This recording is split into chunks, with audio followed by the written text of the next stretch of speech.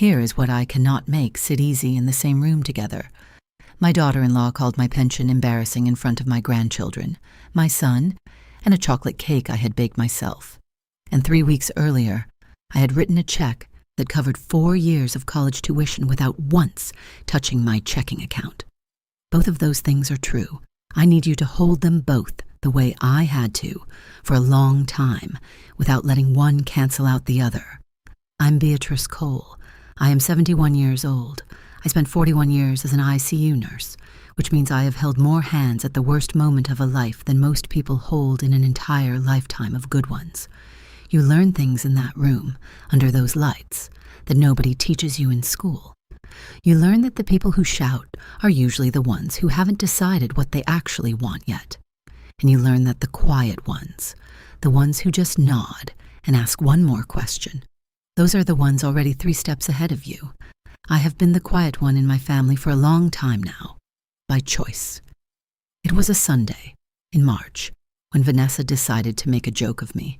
And I want to tell you exactly how it happened, because the way these things happen always matters more than people think. There's a version of this where I tell you she was cruel, full stop, a villain in a sundress, and you'd nod along and feel good about hating her. But that's not the truth. And I didn't survive 4 decades of telling families the truth about their loved ones, just to start lying now, even in a story that's mine to tell. The table was set the way Eric likes it, which is the way I taught him. Cloth napkins folded in thirds, water glasses filled 3/4 so they don't sweat onto the wood. The wood was my husband's table, white oak, built in the spring of 2004 in our garage, back when Walter still had both knees that worked and a reason to use them. He sanded that tabletop for 6 weekends. I remember because I kept finding sawdust in his hair at dinner, like he'd aged backward into someone's grandfather overnight, dusted silver before his time. That table was the one piece of furniture Vanessa always commented on. "It's so rustic," she'd say, "the way you describe a barn you found charming from a moving car." She never asked who built it. We were 11 minutes into dinner. I know because I'd just put the cake in to keep warm and checked the oven clock out of habit. The way you check vitals without thinking about it anymore. It's just in your hands. Eric was talking about a client at his firm, something about a quarterly filing, and Vanessa was half listening, the way she does, her phone face down beside her fork but not actually off. Then my granddaughter Maren said it. She's 12. She didn't mean anything by it. Children rarely do. That's what makes them safe to learn things from. "Grandma, are you rich?" I laughed. I said, "Depends who's asking and what they want to borrow." And Vanessa laughed too, but hers had an edge folded into it, the kind you only hear if you've spent 4 decades listening to people lie to you about their pain levels. She set down her wine glass with a little more weight than the moment required.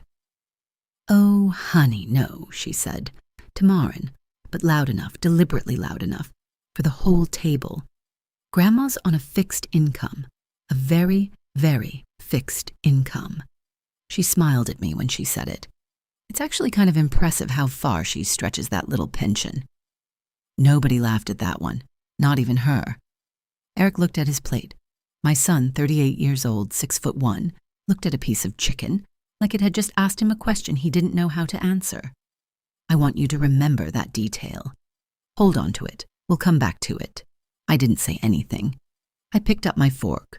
I ate a bite of the green beans I'd brought, the ones with the almonds Walter used to pick out and leave on the side of his plate like little white commas.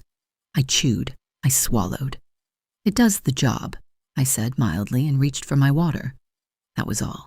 That's the whole moment. No raised voice, no dropped fork, no chair scraping back from the table.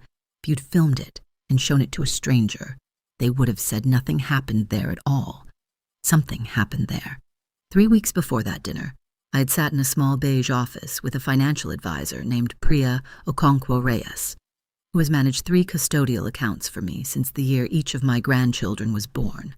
And I had authorized a withdrawal of $41,000 to cover the spring semester for my oldest grandson, Theo, at the university he is currently attending, and without ever once asking how he was attending it.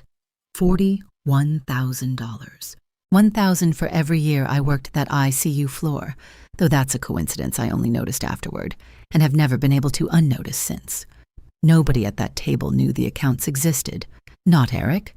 Not Vanessa, not the children whose names were on them. That was the card. I'd been holding it a long time. I want to tell you the whole hand, every card in it. But I'm not going to rush. You don't rush a story like this, the same way you don't rush a patient's family toward the truth in a hospital corridor. You let them get there. You let the silence do the carrying. So let me take you back, not far, just far enough. I married Walter Cole in 1976, in a church in Dayton, Ohio, with my mother's pearl buttons sewn onto a dress I made myself because we did not have money for one bought in a store. I want to be honest with you about something, since honesty is the whole point of what I do now. We were never rich. Walter drove a delivery route for 31 years for a regional bakery supply company, and I worked nights at Miami Valley Hospital, first as an LPN, and then, once I'd put myself through the additional schooling on weekends and double shifts, as a registered nurse, and eventually as a charge nurse in the cardiac and surgical ICU. We raised one son, Eric. I am not going to pretend that motherhood made me a saint, because it didn't. And the flaws matter to this story as much as the strengths do, maybe more. I worked nights for most of Eric's childhood. There were school plays I missed because somebody's heart stopped beating at 7:40 p.m.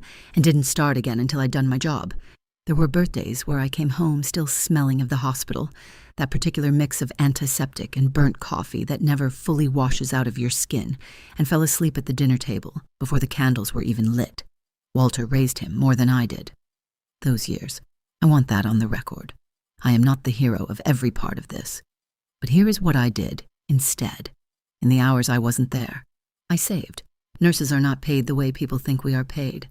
I want to correct a misunderstanding right now, because it matters to everything that follows. For most of my career, I made a respectable but unglamorous wage. What I had, that other people didn't, was 41 years of never once believing the money in my hand was the whole story of my worth, and a habit drilled into me by my own mother of putting away 10% of every check before I let myself see the rest of it. 10%. For 41 years, plus a pension that the hospital system matched, plus a husband who did the same with his delivery route checks, until the day a city bus took a turn too wide outside a Kroger and ended 31 years of Tuesdays in about 4 seconds. I'm not going to describe that morning in detail. Some things I tell, and some things I keep, even from you. I will say only this. I was the one who pronounced him. Not officially.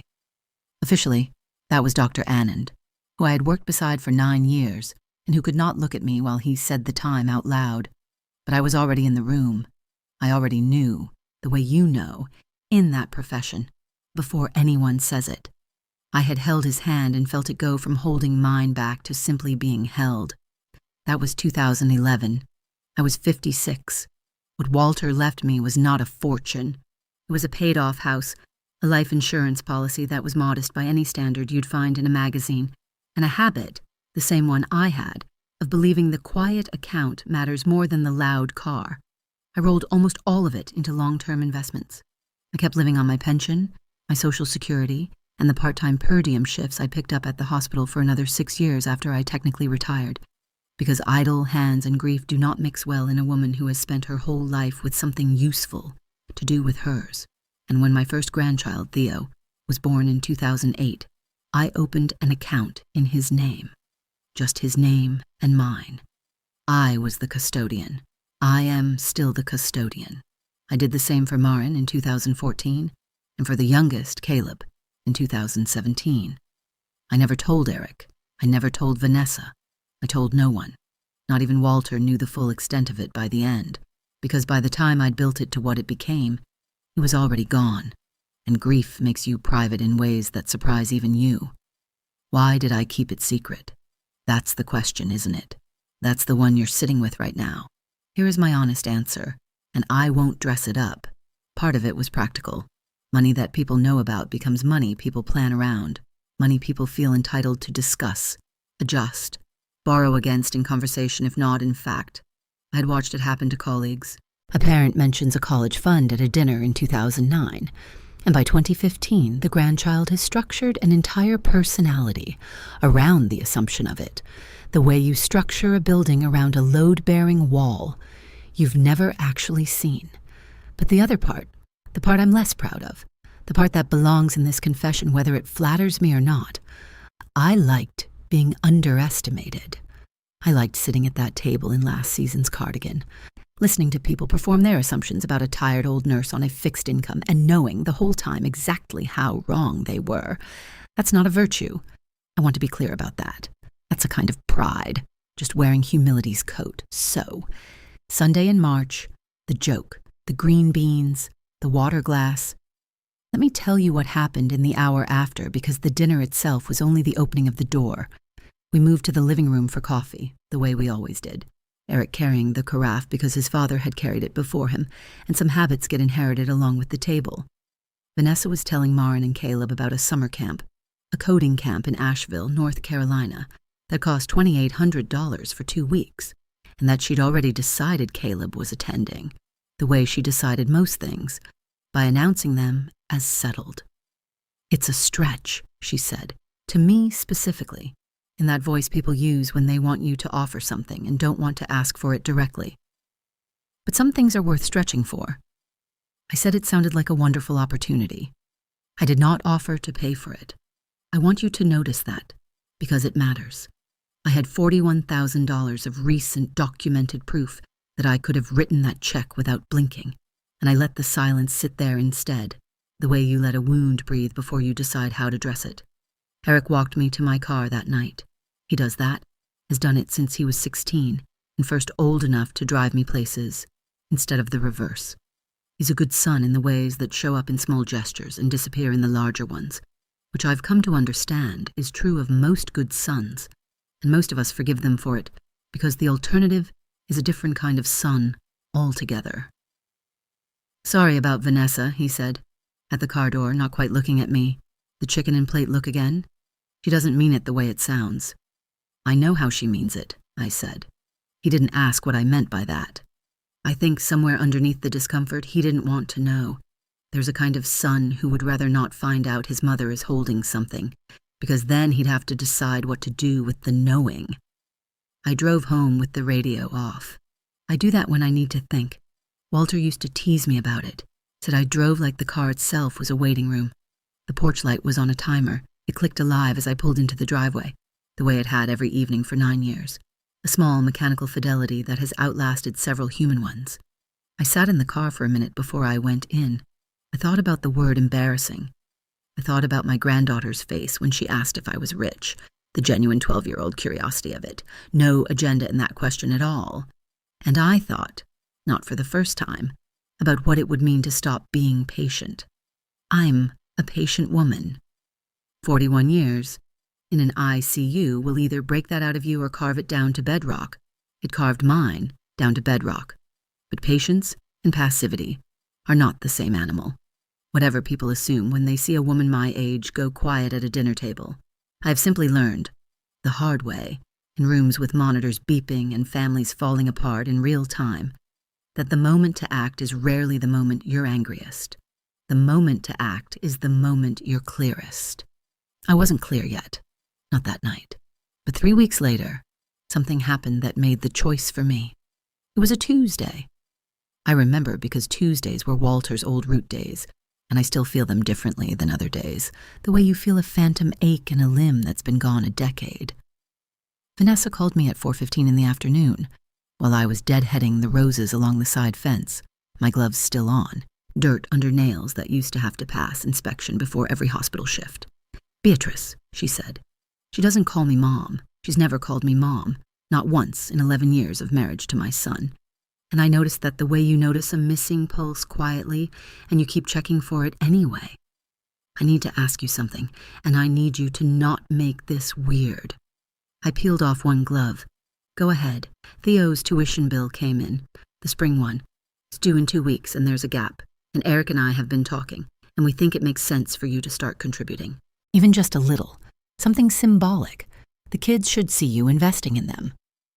I want you to sit with that phrasing, investing in them, as though the 11 years of birthday checks, the Christmas mornings, the 2 weeks every August I took the children so Eric and Vanessa could have what she called their time, as though none of that counted as investment, because none of it had a number attached that she could see. "How big is the gap?" I asked. about 6,000 for the semester. I knew, standing there with one glove off and roses I'd just deadheaded scattering pink at my feet, that the gap she was describing did not exist. I knew it because I had paid that exact bill, in full, 11 days earlier, directly to the bursar's office, from an account she did not know existed, in a name she did not know I held. This is the moment. This is the place where the disrespect stopped living in my feelings and started living in the world as an action, because there were only two explanations for what Vanessa had just told me. Either the university had double billed, which happens, it's not impossible. Paperwork crosses in the mail the way grief crosses in a hospital corridor, two truths arriving at the same door without speaking to each other. Or my son and his wife had looked at their own finances, found a shortfall of their own making, and decided the simplest fix was to go to the woman they'd just called embarrassing at her own dinner table and ask her to write a check anyway, quietly, off the books, without ever updating their account of who I was. I have spent 41 years reading rooms for a living. I read this one in about 4 seconds. I'll look into it, I said. That's it? You'll look into it? There was a small laugh in her voice, disbelieving, the kind you'd give a child who's just promised to handle something clearly beyond them. Beatrice, it's due in 2 weeks. Then I'd better look into it quickly, I said, and we said our goodbyes, and I stood in my garden for a long time afterward, with dirt on my knees from where I'd finally sat down on the grass, gloves forgotten in my lap, listening to the particular sound silence makes when it's no longer comfortable. Not angry, just clarifying, like the click of a stethoscope finding the right spot on a chest, the small mechanical certainty before you actually hear what's underneath. I called the university bursar's office the next morning on my own landline, the one I've kept since 1991 because cell service in this house has always been unreliable, and I am too old to argue with a dead zone. I asked plainly whether there had been any duplicate billing or open balance on Theo's account. There was not. The account was paid in full, had been for 11 days, so now I knew something with certainty that I had only suspected with instinct. My son and his wife had either lied to me directly, or one of them had lied to the other. And either way, somewhere in that house, somebody was treating my money as a thing to be summoned on demand and dismissed as embarrassing, in between summonings, both at once. A withdrawal slip and an insult, filed under the same heading. I want to tell you what I did next, because it surprised even me. A woman who thought she'd run out of capacity for surprise sometime around her 40th year of cleaning up other people's emergencies. I did nothing. For 11 more days. I went to my part-time shift at the clinic. The 3 days a week I still volunteer doing intake assessments for a community health center that serves a population that has never once asked me how big my pension is, because they are too busy being grateful someone is listening to them at all. I tended the roses. I had my coffee on the porch in the mornings, watching the light change the way it's changed on that same porch for 9 years now. The chip in the second porch step that Walter never got around to fixing, and that I've never gotten around to fixing either, out of a stubbornness I recognize and don't entirely regret. And I called Priya. Priya Okonkwo Reyes has managed those 3 accounts since before she made partner at her firm, back when she was still working out of a shared office with a coffee maker that never quite worked. She has a laugh like a bell, and the most organized mind I have ever encountered outside of a surgical team, and she has never once asked me why I kept the accounts private.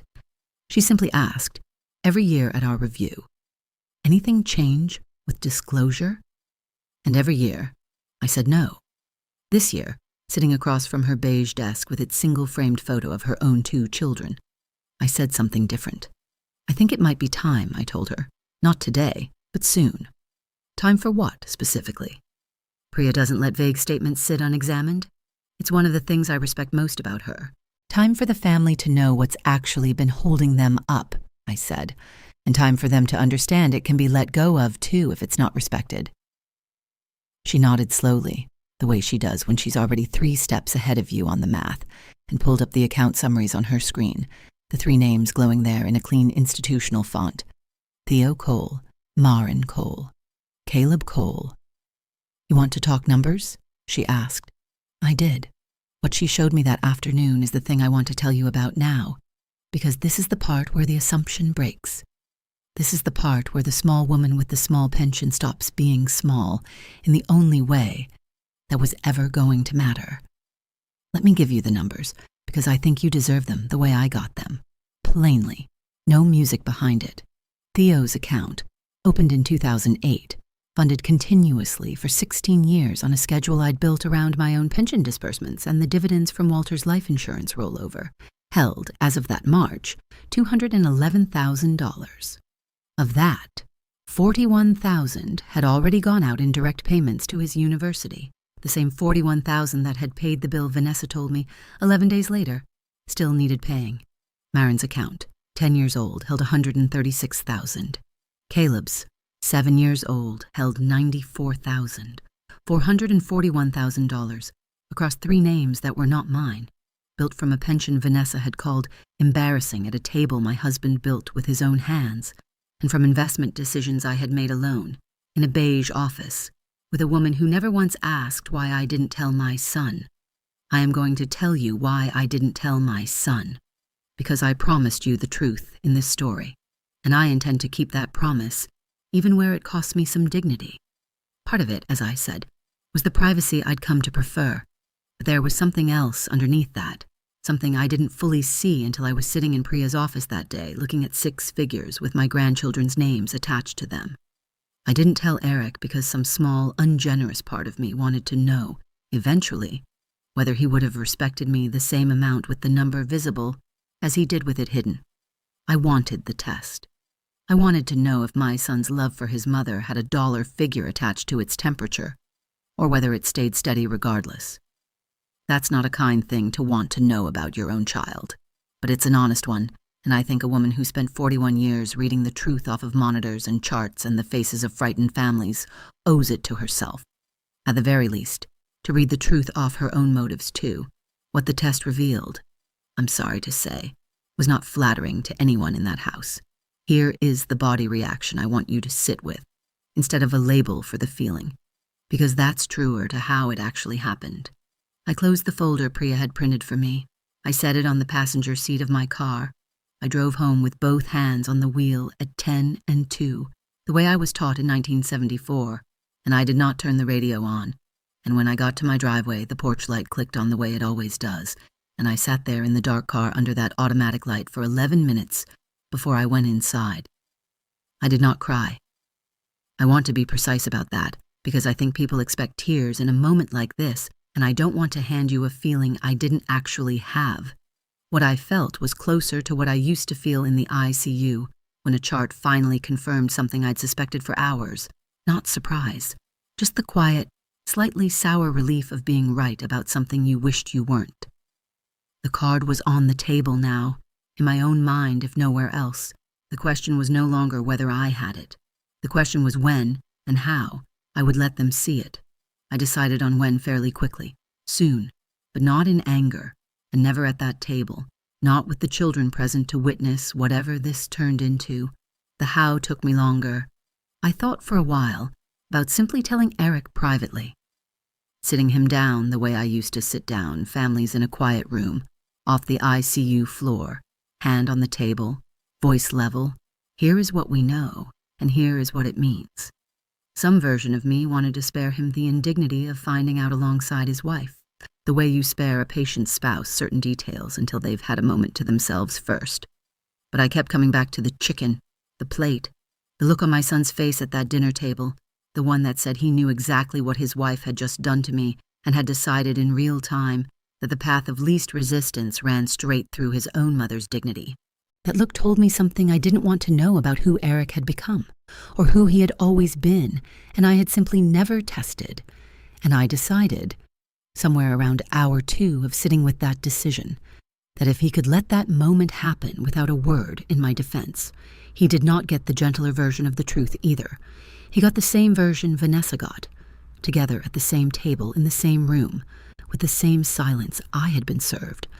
That decision is the one I'd ask you to remember when we get to the end of this story, because it is not the kindest choice available to me.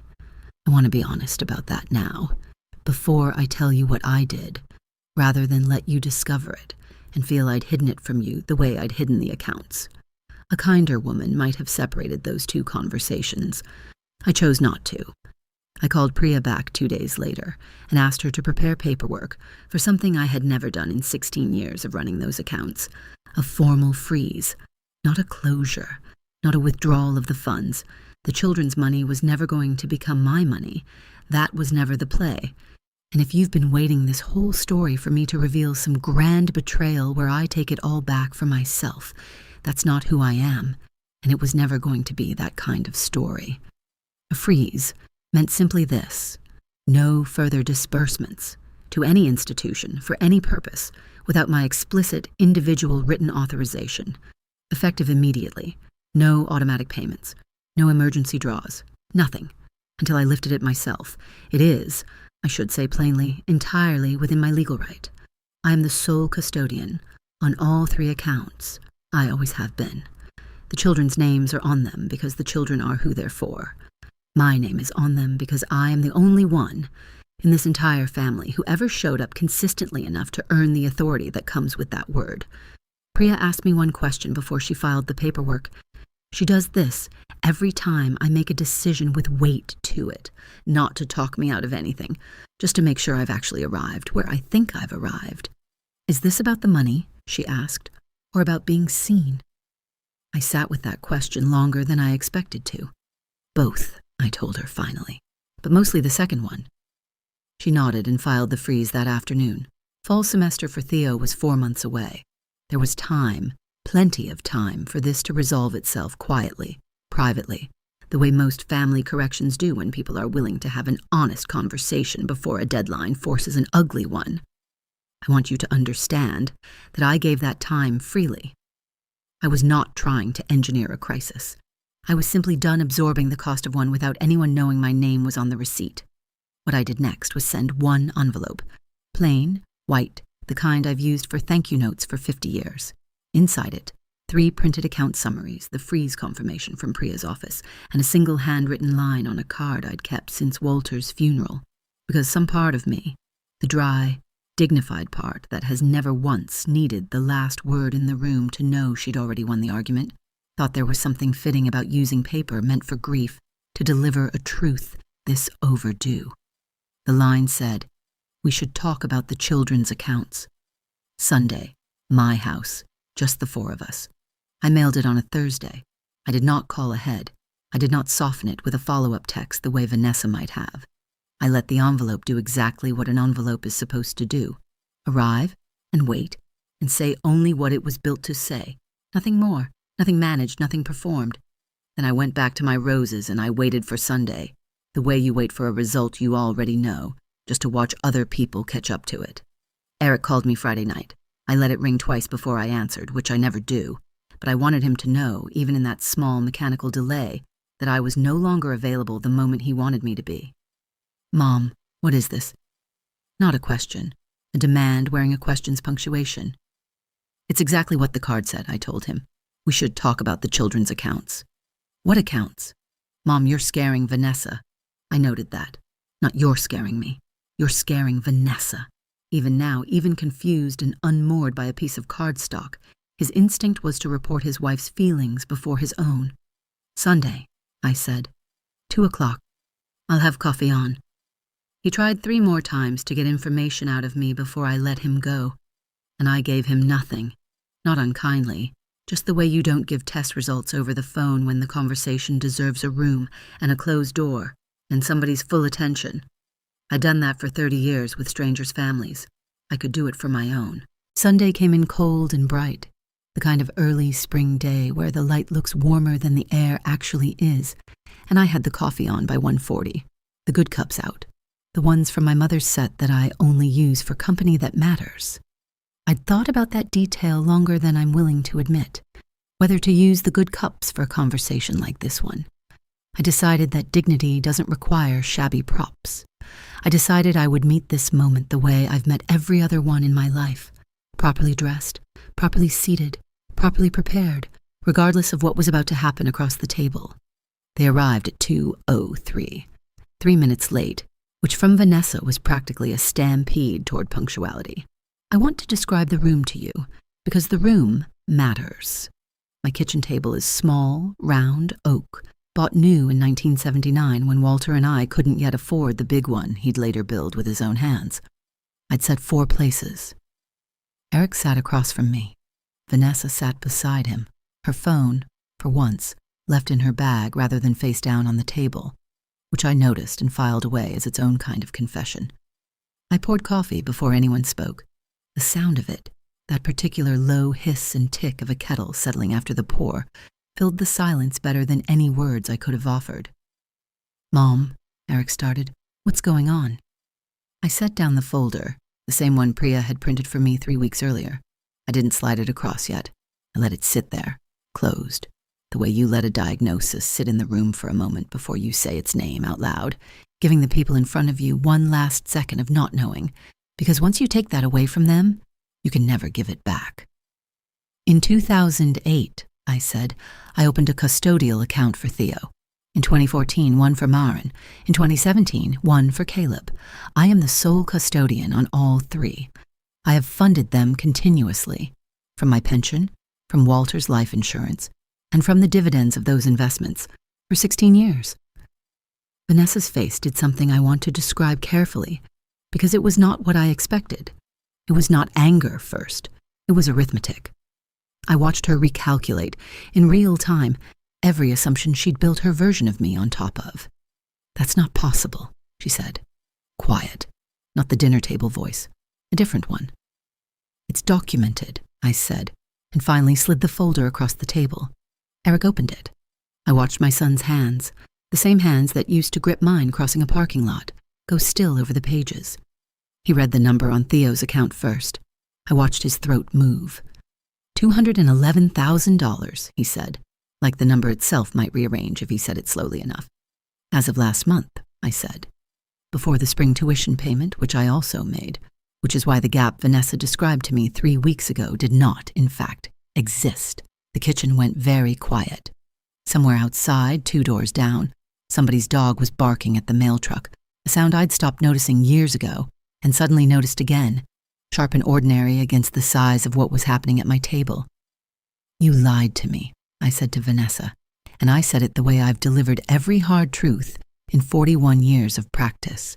Level, unhurried, without a single decibel of triumph in it, because triumph would have made it about me, and this was never about me.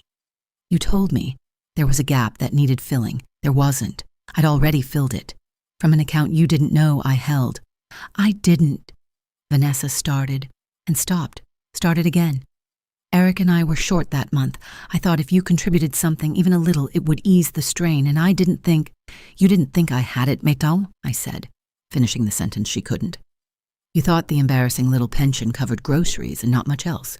So when you needed money, you didn't ask me as someone who might actually have it. You asked me as someone you assumed didn't, hoping guilt would produce what logic told you couldn't exist. I want to give her this much because I promised you the truth and not a cartoon." Her face, in that moment, was not cruel. It was something closer to shame, the real kind, the kind that doesn't perform itself for an audience, because for once, there wasn't one.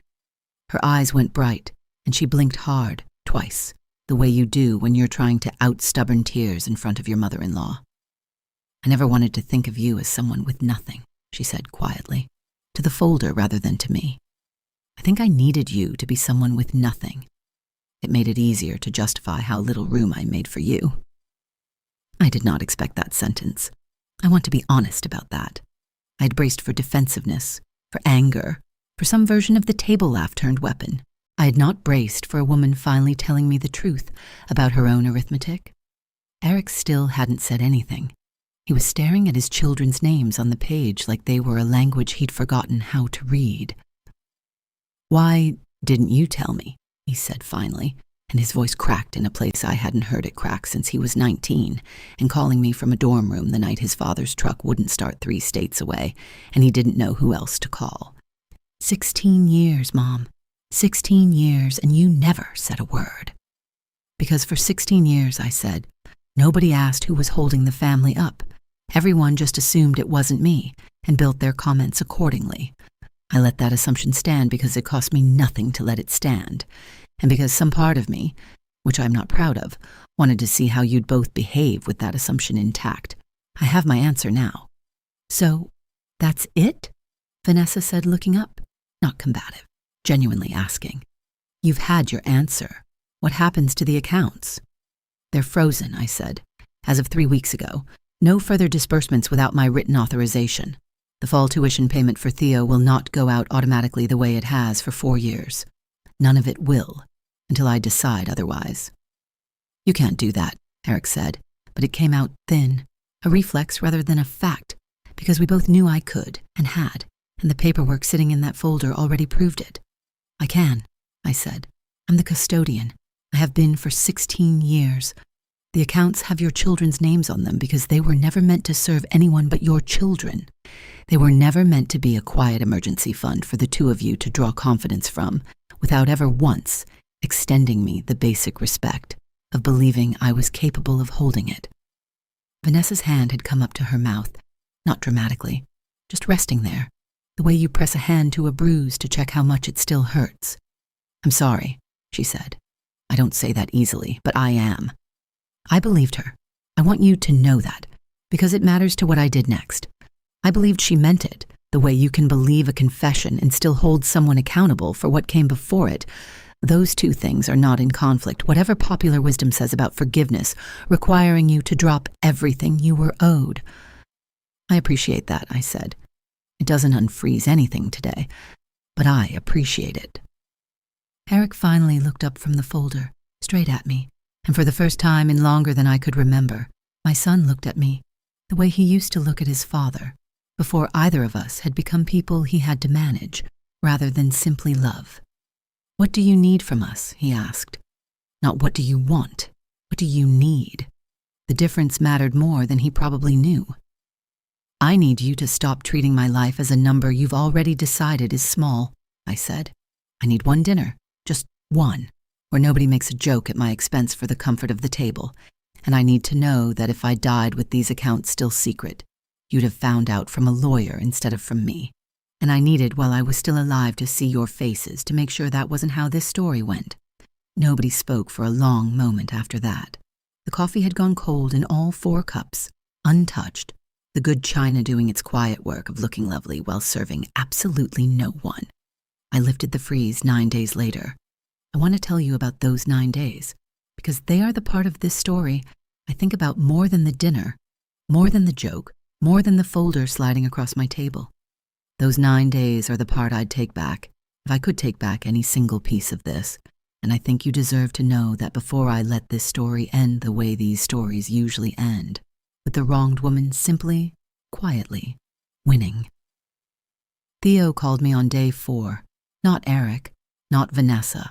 Theo himself, 20 years old, his voice doing that thing young men's voices do when they're trying to sound like they're not worried and failing at it completely. Grandma, he said, is everything okay? Dad seems weird. Mom keeps saying we need to be careful with money right now, and I don't really get what that means. I had not told the children anything. That had never been my intention. The freeze was a conversation between adults, a correction aimed at the people who'd earned it, not a punishment meant to land on 3 kids who had done nothing but exist as the reason I'd built those accounts in the first place. But money has its own gravity in a house. Children feel the air pressure change even when nobody explains the storm. Everything's fine, I told Theo, and I want to be honest with you.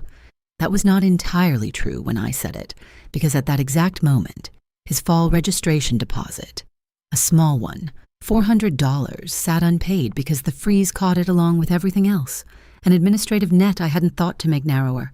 I heard it in his voice, not panic, just a flicker, the particular uncertainty of a young person realizing for the first time that the floor under him might not be as fixed as he'd always assumed. That's the moment I want to confess to you now, because I promised you the truth, and I intend to keep that promise, even where it costs me. The insult at that dinner table, Vanessa's joke about my embarrassing little pension, that never actually hurt me. Not really. I'd absorbed worse from strangers in hospital hallways at 3 a.m. What hurt? What still sits in me some nights when I can't sleep, and the house is too quiet, and I reach instinctively for Walter's side of the bed, out of 48 years of habit my hand hasn't unlearned, was hearing my grandson's voice catch over $400. He had absolutely nothing to do with earning, or hiding, or weaponizing.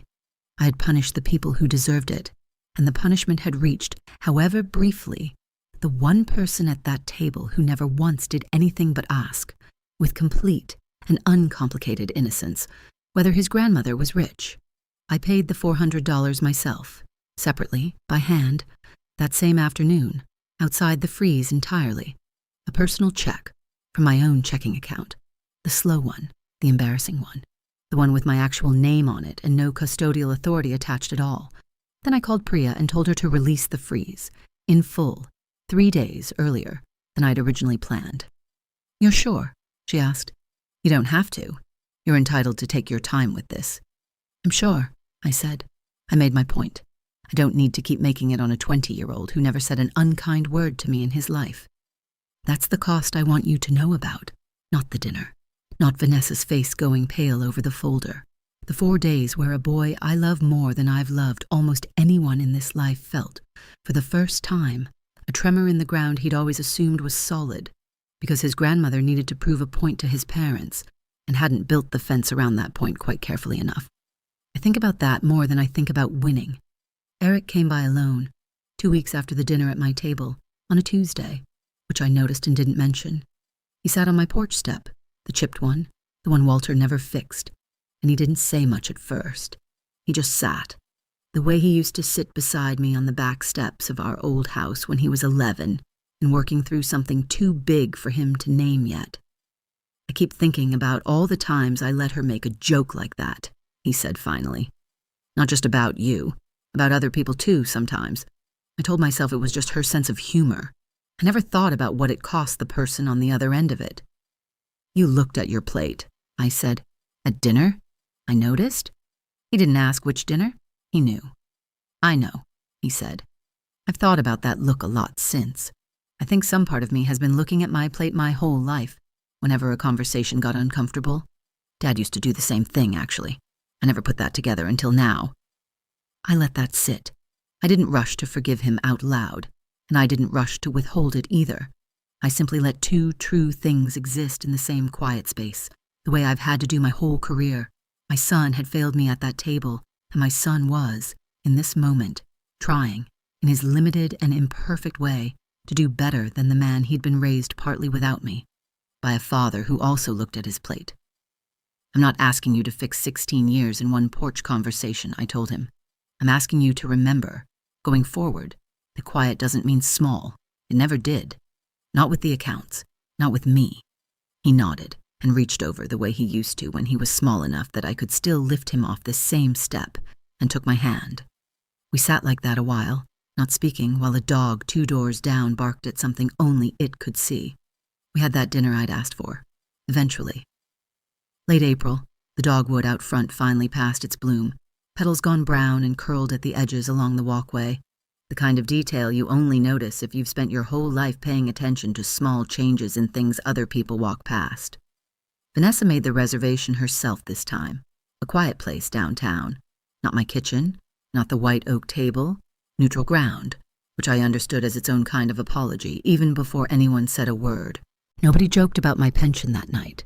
Nobody joked about much of anything, honestly, in the careful, slightly too polite way families behave in the weeks right after a wound has been named out loud, but before anyone's entirely sure it's actually closed.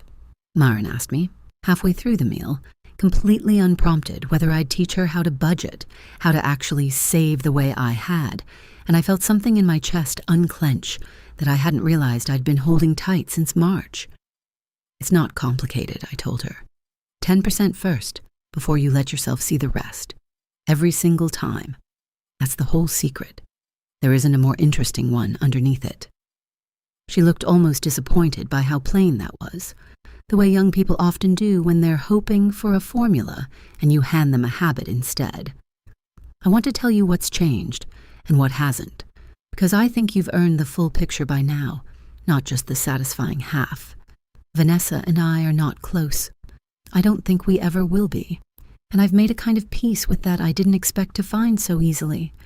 What we have instead is something more useful than closeness, in my experience. Accuracy. She no longer guesses at what I have or don't have. She asks, plainly, directly, the way you'd ask a colleague rather than perform a question for an audience that isn't there. I respect that more than I expected to. It's not warmth, but it's honest.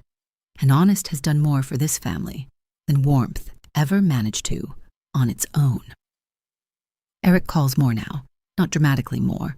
Once or twice a week instead of once or twice a month, small enough that I doubt he'd even describe it as a change if you asked him directly. But I notice the way you notice a patient's color coming back, slowly, in increments too small to chart but unmistakable, all the same. The accounts are still mine, still in my name as custodian, still funded the way they've always been funded, quietly, on the same schedule, from the same modest pension that started this whole story sitting in plain sight at a dinner table, while everyone around it assumed it meant less than it did. I haven't told the children the exact numbers, not yet. I will, when each of them is old enough to hold that kind of information without it changing who they decide to become. Theo first, I expect, sometime around graduation. I haven't decided the words yet. I find even now that I'm in less of a hurry than people expect a woman my age to be. I think often about that look Eric gave his plate. I've decided, after turning it over more times than I probably needed to, that it wasn't cruelty. It was inheritance. A habit passed down from a father who also went quiet exactly when his mother needed him loudest.